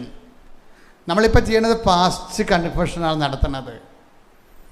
പക്ഷെ ബൈബിള് ഫ്യൂച്ചർ, ഉടമ്പടി ഒരു വലിയ വിഷയമായത് കാരണം ഫ്യൂച്ചർ, ഭാവിയുടെ കാര്യങ്ങളെ വിശുദ്ധീകരിക്കുന്നതിന് നിങ്ങളൊരു ഫ്യൂച്ചർ സർവൈലൻസിലാണ്. അതുകൊണ്ട് ഫ്യൂച്ചർ ഇൻഷുറൻസ് കൂടിയുടെ പരിധി വരണമെന്നുണ്ടെങ്കിൽ നമ്മൾ മനസ്ഥിതിയിൽ നിങ്ങളത് ദൈവത്തോട് ഉടമ്പടി ചെയ്യുമ്പോൾ അവൻ പറയണ പോലെ ചെയ്തു കൊള്ളാമെന്ന് പറയണത്. അവൻ പറയണ പോലെ ചെയ്തു കൊള്ളാമെന്ന് പറയുമ്പോൾ അവൻ പറയണ പോലെ ജീവിച്ചു കൊള്ളാമെന്ന് അതിൻ്റെ അർത്ഥം. ഓരോ ഫങ്ഷൻ ഇങ്ങനെ വരുന്ന അത് ദൈവത്തിന് പറ്റുന്ന രീതിയിൽ ചെയ്യുകയല്ല പ്രശ്നം. നമ്മൾ പറഞ്ഞത് എന്താണ്, അവൻ പറയണ പോലെ ജീവിച്ചു കൊള്ളാമെന്ന. ഇതിനെന്താ വേണ്ടത്? ഉടമ്പടിക്ക് ശരിക്കും നല്ല പ്രാർത്ഥന വേണം. കർത്താവേ, അങ്ങ് പറയണ പോലെ ജീവിച്ചു കൊള്ളാമെന്നാണ് ഞാൻ മാതാവിൻ്റെ മധ്യസ്ഥ ഉടമ്പടി ചെയ്തത്. എനിക്കാണെങ്കിൽ എനിക്ക് തന്നെ പിടികിട്ടാത്ത കുറേ തരം പൊട്ടത്തരങ്ങളുടെ ഒരു ആകത്തുകയാണ് ഞാൻ. ദൈവത്തിൻ്റെ സന്നിധി തുറന്ന് സംസാരിക്കണം. എനിക്ക് തന്നെ പിടികിട്ടാത്ത പലതരത്തിലുള്ള പൊട്ടത്തരങ്ങളുടെ ഒരു ആകത്തുകയാണ്. എന്നെ സഹായിക്കണം. എൻ്റെ പ്രവർത്തനങ്ങളെ എനിക്ക് തന്നെ മനസ്സിലാക്കാൻ കഴിയണില്ല. എന്നെ തന്നെ മനസ്സിലാക്കാനും അതനുസരിച്ച് അങ്ങേക്ക് പറ്റുന്ന യോഗ്യമായ സ്വീകാര്യമായ ഒരു ഉടമ്പടിക്ക് യോഗ്യമായ വ്യക്തിയായിട്ട് ഒന്ന് പ്രാർത്ഥിച്ച മക്കളെ. എൻ്റെ കർത്താവേ, അങ്ങേക്ക് സ്വീകാര്യമായ ഉടമ്പടിക്ക് യോഗ്യമായ ഒരു വ്യക്തിയായി അങ്ങനെ പരിവർത്തനം ചെയ്യണമേ. അപ്പോഴേ ഇവിടുത്തെ ഈ നോൺ ക്രിസ്ത്യൻസ് ചില സമയത്ത് പക്കയായിട്ടുള്ള ഒരു പ്രോഗ്രസ് കാണിക്കുന്നുണ്ട് ഉടമ്പടിയിൽ. അതിൻ്റെ കാരണം അവരാദ്യമായതുകൊണ്ടും ആദ്യമായി ഇൻവെസ്റ്റ് ചെയ്യണത് സത്യമായി ചെയ്യണത് കൊണ്ട് അങ്ങനെ പറയാം. ഇപ്പോൾ രാധിക രാജൻ്റെ കാര്യത്തിന് എന്താ പ്രശ്നം വെച്ചാൽ, രാധിക രാജൻ്റെ ഇപ്പോൾ ഇവർ സാക്ഷ്യം പറയാൻ വന്നപ്പോൾ അവർ മാത്രമല്ല വന്നിരിക്കുന്നത്, അവിടെ ഭർത്താവ് വന്നു, ഉദണ്ഡനായ ആരോഗ്യത്തിൻ്റെ കഥനൊരു മനുഷ്യൻ. പിന്നെ അവിടെ ഒരു ഫ്രണ്ട് വന്ന് അവരുടെ ഇടക്കിടക്ക് സഹായിക്കുന്ന, അവരുടെ ജോലി സംബന്ധമായ കാര്യം സഹായിക്കുന്ന ഒരു ഫ്രണ്ട്. അയാൾക്കും ഈ ഭർത്താവിൻ്റെ അത്രയും പ്രായമൊക്കെ ഉണ്ട്. അയാൾക്കൊരു കുഴപ്പമുണ്ടായി. അയാളുടെ കണ്ണിൻ്റെ ക്യാൻസർ വന്നു. അപ്പോൾ എന്താ വിഷയം വെച്ചാൽ, ഭർത്താവ് ഈ ഗവൺമെൻറ്റിൻ്റെ എന്തോ ജോലി ആയത് കാരണം നല്ല തിരക്കാണ്. അപ്പോൾ വീട്ടിൽ തേങ്ങ കൊണ്ടുപോവുക അല്ലെങ്കിൽ കൊപ്രയാക്കുക, കടയിൽ കൊടുക്കുക, ഇങ്ങനെയുള്ള കാര്യങ്ങളൊക്കെ ചെയ്യണത് ഈ അണ്ണനാണ് ചെയ്യണത്. അപ്പോൾ അണ്ണൻ്റെ പ്രശ്നം വെച്ച് കഴിഞ്ഞാൽ അണ്ണനെ ഏത് സമയത്ത് വിളിച്ചാലും അണ്ണൻ വരും. ഒരു നല്ലൊരു മനുഷ്യനാണ്. അപ്പോൾ ഇയാൾക്ക് കണ്ണിൽ ക്യാൻസർ വന്നപ്പോൾ ഈ കുടുംബത്തിന് ഭയങ്കര സങ്കടം വന്ന്. അപ്പോൾ രാധിക അമ്മയോട് പറഞ്ഞു, അമ്മേ ഞാനിപ്പോൾ വൈകിയ വേളയിലാണ് അമ്മയുമായിട്ട് ഇടപെട്ടത്, എനിക്ക് ഈ അണ്ണനെക്കുറിച്ച് ആണിപ്പോൾ ഉത്കണ്ഠ ഭയങ്കര. അപ്പോൾ ഈ ഉടമ്പടി തൈലൊക്കെ കൊണ്ടുപോയി അണ്ണൻ്റെ ഈ ക്യാൻസറിലൊക്കെ തൊട്ട് പ്രാർത്ഥിക്കുന്നുണ്ട് രാധിക. പക്ഷേ അതല്ല പ്രശ്നം. ഡോക്ടർ പറഞ്ഞിരിക്കണത് കണ്ണ് പോകുമെന്നാണ് പറഞ്ഞു. ഓപ്പറേഷൻ ചെയ്യാം, പക്ഷേ കണ്ണ് പോകുമെന്ന് പറയും. അപ്പോൾ കണ്ണ് പോകുമെന്ന് പറഞ്ഞ് അപ്പോൾ ഓപ്പറേഷൻ ഡേറ്റായി. അപ്പോൾ രാധികയുടെ മനസ്സിൽ വേറെ ഒരു പ്രശ്നം വന്ന് എന്ന് വെച്ച് കഴിഞ്ഞാൽ ഈ അണ്ണൻ്റെ കണ്ണ് പോയാൽ പിന്നെ ഒരു കണ്ണല്ലേ ഉണ്ടാകത്തുള്ളൂ. അപ്പം അതുകൊണ്ട് ഓപ്പറേഷൻ നടത്താം, പക്ഷെ കണ്ണ് പോകരുത്. അപ്പം അതിന് രാധിക അമ്മയുമായിട്ട് ഒരു ഡിസ്കഷൻ, പരിശുദ്ധ അമ്മയുമായിട്ട് ഉടമ്പടിയിൽ ഡിസ്കഷൻ എന്ന് വെച്ച് കഴിഞ്ഞാൽ അണ്ണൻ്റെ കണ്ണ് പോകരുത് അമ്മേ, ഞാൻ ഈ കാശുരൂപ എനിക്ക് കൊടുത്തു വിട്ടാൽ അമ്മ കണ്ണ് കളയത്തില്ലെന്ന് എനിക്ക് നല്ലവണ്ണം അറിയാം. പക്ഷെ അച്ഛൻ പറഞ്ഞിട്ടുണ്ട്, ജോസഫച്ചൻ പറഞ്ഞിട്ടുണ്ട് ഉടമ്പടി കാശുരൂപ കൊടുത്തു വിടരുതെന്ന്. പക്ഷെ കൊടുത്തു വിടാതെ ഇയാളെ ഒറ്റയ്ക്ക് ഓപ്പറേഷൻ വിട്ടാൽ ഇയാളുടെ കണ്ണ് പോകും. അപ്പോൾ അതുകൊണ്ട് കൊടുത്ത് വിടണോ വിടണ്ടേ എന്നുള്ള രാത്രി മുഴുവൻ ഒക്കെ ഉറക്കമില്ലാതെ ഇതിന് വിഷമിക്കാനോട് പെട്ടെന്ന് ഒരു പോകാൻ നേരത്തെ ഒരു രാവിലെ ആയപ്പോൾ കൊടുത്ത് വിടണോ വിടണ്ടോ അമ്മ എനിക്കൊരു അടയാളം തരുമോ എന്ന് ചോദിച്ച്. കൊടുത്ത് വിടണമെങ്കിൽ അമ്മ പറഞ്ഞാൽ ഞാൻ കൊടുത്ത് വിടാം, ഈ കാശ് ഉടമ്പടി കാശ്. അപ്പോൾ അമ്മ എനിക്കൊരു അടയാളം തരണമെന്ന് പറഞ്ഞു. അമ്മ എനിക്കൊരു അടയാളം തരണമെന്ന് പറഞ്ഞപ്പോൾ തന്നെ ഈ മുല്ലപ്പൂവിൻ്റെ സ്മെല്ലിങ്ങനെ വല്ലാത്ത ഇതിൽ ആ പ്രദേശം മുഴുവൻ നിറയാൻ തുടങ്ങി. അപ്പോൾ അവൾക്ക് ഭയങ്കര സന്തോഷമായി. അപ്പോൾ ചേട്ടൻ പറമ്പിൽ പണി ചെയ്യാൻ, ചേട്ടാ ഉടമ്പടി കാശിന് കൊടുത്തു വിടാൻ അമ്മ പറഞ്ഞ് എളുപ്പം വാന്ന് പറഞ്ഞ്, ഇവിടെ അമ്മ വന്നിട്ടുണ്ടെന്ന് പറഞ്ഞ്. അപ്പോൾ ഉടനെ അത് പറഞ്ഞപ്പോൾ തന്നെ അത് കേട്ട പറമ്പിൽ ജോലി ചെയ്യണ ഭർത്താവിൻ്റെ അടുത്ത് അമ്മ ചെന്ന് അയാൾക്കും ഈ ജാസ്മിൻ്റെ സ്മെല്ല് വന്ന് അയാൾ ഉടനെ വന്ന് ഇവർ രണ്ടുപേരും കൂടി കൊണ്ട് ഉടമ്പടി കാശുരം കൊടുത്ത് ഈ അണ്ണനെ വിടും ഓപ്പറേഷന് വേണ്ടി. രാവിലെ മുതൽ 10 മണി തൊട്ട് 1.5 മണിക്കൂർ ഓപ്പറേഷനാണ്. ഇവർക്ക് പുറത്തുനിന്ന് ഇവർ പ്രാർത്ഥിക്കുക, എന്താണ് സംഭവിക്കണമെന്ന് അറിയാൻ പാടില്ലല്ലോ. അപ്പോൾ അങ്ങനെ പ്രാർത്ഥിച്ച്. പക്ഷേ ആ ഓപ്പറേഷൻ കഴിഞ്ഞപ്പോൾ ഇവരെ വിളിച്ചു. ഡോക്ടർ പറഞ്ഞ് കണ്ണിൻ്റെ കാഴ്ച പോകത്തില്ലെന്ന് പറഞ്ഞ് ഓപ്പറേഷൻ കഴിഞ്ഞ് സക്സസ് ആയിരുന്നു. അപ്പോൾ ഓരോ മനുഷ്യൻ്റെ കാര്യത്തിന് ഈ രാധി കാണിക്കുന്ന ഒരു പ്രതിബദ്ധതയുണ്ട്. അതൊരു വല്ലാത്ത പ്രതിബദ്ധതയാണ്. ഈ മനുഷ്യന്മാരുടെ ഇപ്പോൾ തന്നെ ഈ ദിവസങ്ങളിൽ കർത്താവ് എന്താ പറഞ്ഞത്, താലത്തിൽ വെള്ളമെടുത്തു, അവൻ ഒരു ദാസൻ്റെ വേഷം കെട്ടാതെ കഴുകാൻ പറ്റത്തില്ല, യജമാനന്മാർക്കൊന്നും കഴുകാൻ പറ്റത്തില്ല, അങ്ങോട്ടും ഇങ്ങോട്ടും എളിമയോടെ ശുശ്രൂഷ ചെയ്യാൻ പറ്റത്തില്ല. എല്ലാവരും യജമാനന്മാരല്ലേ. അപ്പം അതുകൊണ്ട് യജമാന വേഷം, അതുകൊണ്ട് ഇവൻ പെട്ടെന്ന് മേലങ്കി മാറ്റിയിട്ട് ദാസൻ്റെ രൂപം എടുത്തായിരുന്നു അവൻ നേരത്തെ, അല്ലാതെ മനുഷ്യാവതാരം നടക്കത്തില്ല. ഇപ്പം ദാസൻ്റെ വേഷവും കിട്ടി. എന്നിട്ട് എല്ലാവരുടെയും പാദങ്ങൾ കഴുകിയതിന് ശേഷം കർത്താവ് ചോദിച്ചു, ഞാൻ ചെയ്തത് എന്താണെന്ന് മനസ്സിലായോ? നിങ്ങളെന്നെ ഗുരുവെന്നും കർത്താവെന്നും വിളിക്കുന്നു. ദാറ്റ് ഈസ് കറക്റ്റ്, അത് ശരിയാണ്, ഞാൻ നിങ്ങളുടെ ഗുരുവും കർത്താവുമാണ്. പക്ഷെ നിങ്ങളുടെ ഗുരുവും കർത്താവുമായി ഞാൻ നിങ്ങളുടെ പാദം കഴുകിയെങ്കിൽ നിങ്ങളുടെ യജമാന വേഷം അഴിച്ചു വെക്കണം. അവിടെ ഒരു യജമാനന്മാരാണല്ലോ, ആരാണ് വലിയവനെന്ന് ഇവരെപ്പോഴും തർക്കിക്കും. ഇടയ്ക്കിടയ്ക്ക് കർത്താവ് ചോദിക്കുമായിരുന്നു, വഴി വെച്ച് നിങ്ങൾ എന്താണ് തർക്കിച്ചത്? അപ്പം തങ്ങളിൽ ആരാണ് വലിയവൻ, യജമാനൻ ആരാണ്? എല്ലാ അണ്ണന്മാരും യജമാനന്മാർ കളിക്കിയിരുന്നു. അത് കണ്ടിട്ട് ഈ യജമാനന്മാർക്കൊരിക്കലും ഉടമ്പടി ചെയ്യാൻ പറ്റത്തില്ല.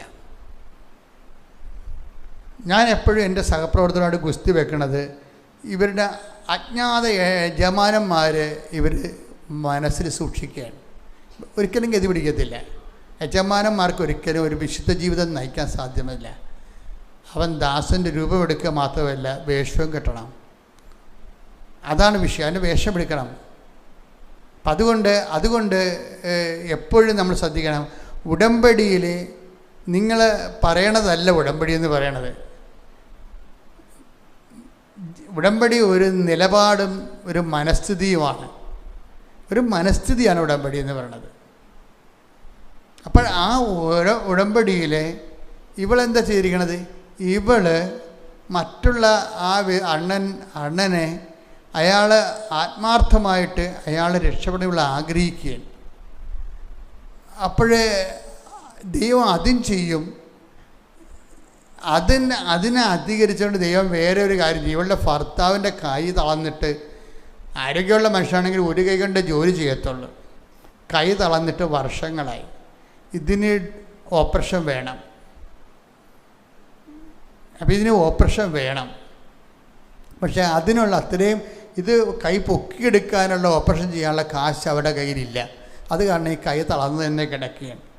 പക്ഷേ ഈ അണ്ണൻ സുഖപ്പെട്ട ദിവസം അറിയാതെ ഈ മനുഷ്യൻ്റെ കൈ നേരെ പൊങ്ങി വന്നു. ഈ രാധികയുടെ ഭർത്താവിൻ്റെ. ഇതെന്ന് പറഞ്ഞാൽ നമുക്ക് ചിന്തിക്കാനാവാത്ത അത്ഭുതങ്ങളാണ്. അതായത് നമ്മൾ രാധികയുടെ ഗുണം എന്താണ്? സത്യസന്ധമായി ഉടമ്പടി ജീവിക്കണം അവൾ. അപ്പം ദൈവം എന്ത് ചെയ്ത് ആ മറ്റു മനുഷ്യരുടെ കാര്യത്തിൽ ഇത്രയും ശ്രദ്ധാലുവായത് കാരണം ദൈവം അവളുടെ ഭർത്താവിൻ്റെ തളർന്നുപോയ കൈയെ അവൾ പറയാതെ തന്നെ സുഖപ്പെടുത്തിക്കൊണ്ട് വരികയാണ്. എൻ്റെ മക്കളെ, ഇത് എന്ന് പറയണത് ഈ ആഴ്ച നടന്ന ഒരു സാക്ഷ്യമാണ്. ഇത് തുടർ സാക്ഷ്യമാണ്. ഞാൻ എപ്പോഴും ഈ ആൾക്കാരോട് ബഹളം ഉണ്ടാക്കുന്നത് ഒരു ബുദ്ധിയും ബോധവും ഇല്ലാത്ത ആരോ എന്തൊക്കെ പറഞ്ഞു കേട്ടപ്പോൾ എന്തൊക്കെ കൊണ്ട് വയറ്റിപ്പഴപ്പിന് വേണ്ടി അതിനൊക്കെ എഴുതി വെച്ചിട്ട് പോയിട്ട് അതല്ല സംഭവം. നിങ്ങൾ സത്യസന്ധമായ ദൈവത്തിൻ്റെ രീതികൾ പഠിച്ചു, ദൈവത്തിൻ്റെ സാന്നിധ്യത്തിൽ സത്യസന്ധമായി ജീവിക്കാൻ നോക്കിക്കഴിയുമ്പോൾ നിങ്ങൾ പറഞ്ഞ കാര്യത്തെക്കാൾ ഉപരി എത്രയോ വലിയ കാര്യങ്ങൾ കർത്താവ് നിങ്ങൾക്ക് വേണ്ടി ചെയ്യും. നമ്മുടെ മുമ്പിലുള്ള ത്രെട്ട് എന്താണ്? നമ്മൾ ഉടമ്പടിക്ക് സത്യസന്ധരായിട്ട് ജീവിക്കണം. പ്രാർത്ഥിക്കുക. കർത്താവായ ദൈവമേ, അങ്ങയുടെ ഉടമ്പടി ജീവിതം സുവിശേഷ വിഹിതമായി സത്യസന്ധമായി ജീവിക്കുവാൻ എന്നെ സഹായിക്കണമേ. ശ്രുതിക്കട്ടെ. ഹല്ലേലൂയ, ഹല്ലേലൂയ, ഹല്ലേലൂയ,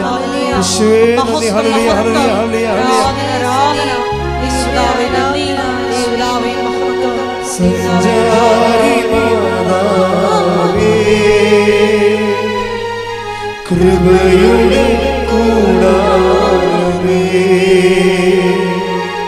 വാഗ്ദാനം നേടണമേ,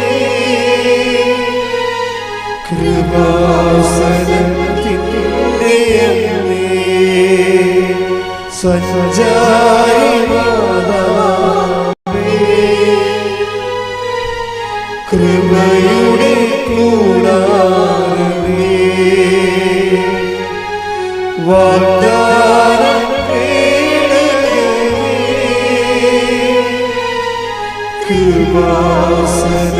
കൃപാസനത്തിൻ്റെ അമ്മേ.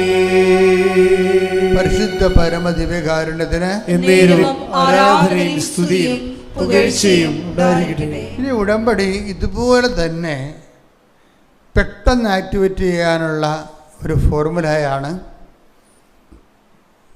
സത്യസന്ധമായി സമൂഹത്തോടെ ദൈവം നിങ്ങൾക്ക് വേണ്ടി ചെയ്ത കാര്യങ്ങളെ നിങ്ങൾ സന്തോഷത്തോടെ അറിയിക്കുന്നത്. അതും ഇതുപോലെ ദൈവം നിങ്ങളെ വിശ്വാസത്തിലെടുക്കുന്നൊരു വിഷയമാണ്. ദൈവം നിങ്ങളെ വിശ്വാസത്തിലെടുക്കാത്തതിൻ്റെ കാരണം ദൈവം നിങ്ങളെ വിശ്വാസത്തിലെടുക്കാത്ത ഒരു മനുഷ്യൻ്റെ ഉടമ്പടിയിൽ ഒരു പുരോഗതിയും ഉണ്ടാകത്തില്ല. നമ്മുടെ ഏറ്റവും വലിയ ത്രെട്ട് എന്താണ്? ദൈവത്തെ കൊണ്ട് നമ്മളെ വിശ്വസിപ്പിക്കണം. ദൈവം നിങ്ങളെ വിശ്വസിക്കുന്നു, ഞാൻ നിങ്ങളെ വിശ്വസിക്കുന്നു എന്ന് ദൈവം പറയണം. അതിനുള്ള ഒരു കാര്യമാണ് ഞാൻ ആദ്യം പറഞ്ഞത്. എന്താണ്? Future insurance. നിങ്ങളുടെ ഭാവി കാലങ്ങളെ നിങ്ങളെ മനസ്ഥിതി ഉൾപ്പെടെ കർത്താവിൻ്റെ കൃപയിൽ ജീവിക്കാമെന്ന് ഇൻഷുർ ചെയ്യണം. രണ്ടാമത്തെ കാര്യമാണ് ഇപ്പോൾ പറയാൻ പോണത്. എന്താണ്? മറ്റുള്ള വ്യക്തികളിലേക്ക്, മഹാസഭകളിലേക്ക് വിശ്വാസം നിങ്ങൾ പ്രഖ്യാപിക്കണം. അതാണ് സങ്കീർത്തനം 40:9. ഞാൻ മഹാസഭയിൽ പറഞ്ഞ ഞാൻ മഹാസഭയിൽ വിമോചനത്തിന്റെ സന്തോഷ വാർത്ത അറിയിച്ചു. കർത്താവേ, അങ്ങേക്കറിയാവുന്നതുപോലെ ഞാൻ എന്റെ അധരങ്ങളെ അടക്കി നിർത്തിയില്ല. പല ആൾക്കാരുടെയും പ്രശ്നം എന്താണ്? ദൈവത്തിൻ്റെ കാര്യം പറയുമ്പോൾ തന്നെ നാവ് അടക്കിക്കളയും. ബാക്കി അതിനൊന്നും നാവ് പൊങ്ങത്തില്ല. വീട്ടിൽ തർക്കം ഉണ്ടാക്കാനും ബഹളം ഉണ്ടാക്കാനും വീട്ടിൽ പറഞ്ഞു ജയിക്കാനും ഒക്കെ നാവിന് 32 മീറ്റർ നീളമാണ്. കർത്താവിൻ്റെ കാര്യം പറയാ കാമാന്ന് മിണ്ടത്തില്ല. അതാണ് അടക്കി നിർത്തുക. മനുഷ്യന്മാർ 2 തരമാണ്. ഒന്ന്, ദൈവത്തിൻ്റെ കാര്യത്തിന് നാവ് അടക്കി നിർത്തുന്നവർ. അവർ ഗതി പിടിക്കത്തില്ല. കാര്യം എന്താണ്? അവർക്കൊണ്ട് ദൈവത്തിന് പ്രയോജനമില്ല. അതുകൊണ്ട് ദൈവം അവരെ വിശ്വസിക്കുന്നില്ല. ഏറ്റവും വലിയ വിഷയം എന്ന് പറഞ്ഞാൽ നിങ്ങൾക്ക് കിട്ടിയ അനുഭവങ്ങൾ നിങ്ങൾ കൈമാറണം. അതിങ്ങനെ 1-2 വ്യക്തിക്ക് അടുക്കളയിരുന്ന് മകളോട് പറയണമല്ല സംഭവം. ഞാൻ മഹാസഭയിൽ, ഒന്നിന് വായിച്ച്, ഞാൻ മഹാസഭയിൽ വിമോചനത്തിന്റെ രക്ഷയുടെ സന്തോഷ വാർത്ത അറിയിച്ചു. കർത്താവേ, അങ്ങേക്കറിയാവുന്നതുപോലെ ഞാൻ എന്റെ അധരങ്ങളെ അടക്കി നിർത്തിയില്ല. അതാണ് എൻ്റെ വിഷയം. അധരങ്ങൾ ദൈവത്തിൻ്റെ കാര്യങ്ങളിലെ അച്ചടക്കം പഠിപ്പിക്കരുത്. നിങ്ങൾ അധരങ്ങൾ, ദൈവത്തിൻ്റെ കാര്യങ്ങൾ, അധരങ്ങൾ നമ്മളല്ലേ അത് മറ്റുള്ളവരോടത് പറഞ്ഞ് അവരിൽ വിശ്വാസം ഉണ്ടാക്കേണ്ട. പല ആൾക്കാരും ദ്രവിച്ചു പോയതിൻ്റെ കാര്യം അധരങ്ങളെ അടക്കി. ദൈവത്തിൻ്റെ കാര്യം പറയുമ്പോൾ ഇപ്പം ചില ആൾക്കാർ വാട്സപ്പിൽ അവിടെ ഗ്രൂപ്പിലേക്ക് അവിടെ അനുഭവങ്ങൾ പാസ് ചെയ്യത്തില്ലല്ല. എന്താ കാര്യം? മറ്റുള്ളവർ ഞാൻ വിശ്വാസിയായിപ്പോയാ എന്ന് പറഞ്ഞുകൊണ്ട് അവിടെ അവിശ്വാസത്തിൻ്റെ കാര്യങ്ങളൊക്കെ ചില ഈ നിരീശ്വരന്മാർക്ക് വന്നിരിക്കുന്ന ഗതികേട് എന്താണെന്ന് അറിയാവോ? യവന്മാർ അവസാന കാലങ്ങളാകുമ്പോൾ അവർക്ക് കാര്യം മനസ്സിലാവും, ഈശ്വരവിശ്വാസികളാവും. പക്ഷേ പറയാൻ പറ്റത്തിക്കഴിഞ്ഞാൽ പറയാൻ പറ്റിയെങ്കിൽ അവർ രക്ഷപ്പെട്ടേനാം. പക്ഷെ അവർ രക്ഷപ്പെടുത്തത്തില്ല. അവരുണ്ടാക്കിയ ഗ്രൂപ്പുകൾ ഇപ്പം ഡാർവിനൊക്കെ മരിക്കാൻ നേരത്ത് ചുറ്റും അയാൾക്ക് മാനസാന്തരപ്പെടണമെന്നും അനുതാപപ്പെടണമെന്നും ദൈവം ഇല്ല എന്ന് പറഞ്ഞതിനൊക്കെ മാപ്പ് ചോദിക്കണമെന്നൊക്കെ ആഗ്രഹം ഉണ്ടായിരുന്നു. പക്ഷേ കൂടെ നിൽക്കുന്ന കിങ്കരന്മാർ പുഴ പെടൽ കുത്തിപ്പിടിച്ചിരിക്കുകയാണ്. പറയിപ്പിക്കത്തില്ല, ആരെ അടുപ്പിക്കത്തില്ല. ഇത് ശാപം പിടിച്ച ഒരു മരണമാണ് ശരിക്കും. നല്ല ആരോഗ്യമുള്ളപ്പോൾ നിങ്ങൾ ഓർക്കണം, അവസാന കാലങ്ങളിൽ മാനസാന്തരപ്പെടാമെന്ന് വിചാരിക്കരുത്. ഈ നാവുകൾ അടക്കി നിർത്താനുള്ളതല്ല, കർത്താവിന് പേരിൽ മറ്റുള്ളവരെ നിങ്ങളുടെ വിശ്വാസം അറിയിച്ചുകൊണ്ട് അവരെ വിശ്വാസത്തിലേക്ക് കൊണ്ടുവരാനുള്ളതാണ്. അല്ല നിങ്ങളുടെ മാത്രം വിശുദ്ധീകരണത്തിനും അനുതാപത്തിനും ഉള്ളതല്ല നാവ്, മറ്റുള്ളവരെ വിശ്വാസം വളർത്താനുള്ളതാണ്. അതുകൊണ്ടാണ് മഹാസഭയെന്ന് പറയുന്നത്. ചില ചേട്ടത്തിമാർ പറയും അത് ഞങ്ങൾ വീട്ടിൽ പറഞ്ഞായിരുന്നു, പ്രാർത്ഥനാ ഗ്രൂപ്പിൽ പറഞ്ഞായിരുന്നു. അതൊന്നും ഏക്കത്തില്ല. നിങ്ങൾക്ക് കിട്ടിയ അനുഭവം വീട്ടിൽ പറയണതും പ്രാർത്ഥനാ ഗ്രൂപ്പിൽ പറയണതല്ല. ഞാൻ മഹാസഭയിൽ അങ്ങയുടെ നീതി പ്രഘോഷിച്ചു, അങ്ങേക്കറിയാവുന്ന പോലെ ഞാൻ നാവടക്കിയിട്ടില്ല. 12,000 മനുഷ്യരുള്ള സമൂഹത്തിൽ നിങ്ങളുടെ അനുഭവങ്ങൾ നിങ്ങൾ പറയണം. എന്തിനാ പറയണത്? അത് നിങ്ങൾക്ക് ദൈവതിരുസന്നിധിയിൽ വിശ്വാസ്യത കിട്ടും, മറ്റുള്ളവർ വിശ്വാസത്തിലേക്ക് വരികയും ചെയ്യും. പ്രാർത്ഥിക്കുക. കർത്താവായ ദൈവമേ, എന്റെ ദൈവാനുഭവങ്ങളെ മഹാസഭയിൽ പ്രഘോഷിക്കാൻ ആവശ്യമായ ആത്മധൈര്യങ്ങളെ എനിക്ക് നൽകണമേ. ശ്രുതികട ഹല്ലേലൂയ.